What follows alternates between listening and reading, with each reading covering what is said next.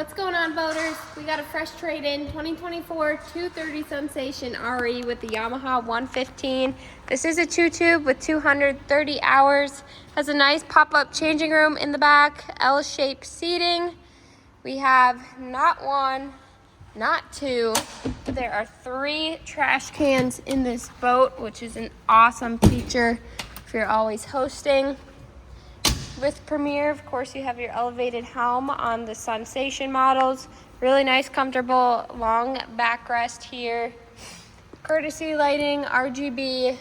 It's gonna have the mechanical shifting on here. And in the front, one thing that I love about 2024 Premiers is how easy it is to now flip up the seats.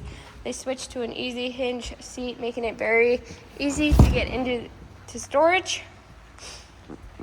Transparent bow gate, very easy to see when you're going to be docking your boat. This boat just arrived, really clean two-tube Premier. Come check it out at MarineMax Nisswa.